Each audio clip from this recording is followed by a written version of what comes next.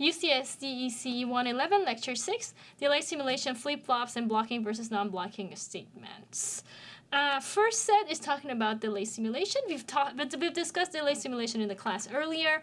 Again, emphasizing that, you know, in actual synthesis, when we synthesize things into real hardware, we have no control over the delay or power or any other physical characteristic of the device. However, very often when we simulate, we want to have some idea of those, so we make sure that our timing constraints are satisfied, or our power is within some bound, so on and so forth. So delay simulation gives us that capability.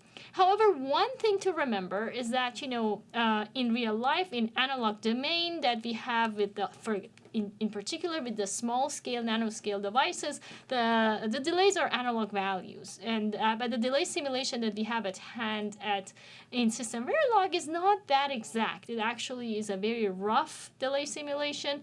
We can only simulate things with the units of the clock of the simulator. That means if there are things that need more resolution, we need to kind of set like a virtual clock, which is multiple clocks of the first simulator, to have more detailed number. If not, we only have the unit of that delay of a clock to simulate. Here is an example. Here we have we see here 5 assigned statements where we have the delay command here. Here you see that Sharpie number, which means that this action will be delayed by 1 unit of time. So what this means is that if you know, A, B, and C are available here at time 0, what happens is that time 1, the AB, BB, and CB are going to get those values. And now there are later statements that rely on these values. For example, N3 here, it becomes available or valid when A is available and when BB is available and when C is available, which means that at after clock cycle 1, then we wait 2 more cycles, and then that's when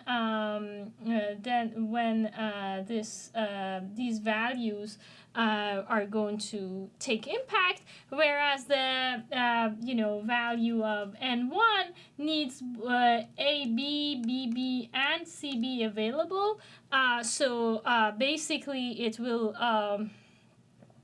take you know, 1 additional clock tick before it happens. And similarly, once we have all these 3 elements, then we can go on calculating Y this interval later. So if we go through this calculation step by step, you will see this timing impact is going to happen here. So here we have 1, here we have 2, here we have 2 from the time the previous event has happened, and then we have to wait 4 steps before we get the last event. And the next set is going to discuss flip-flops in the design.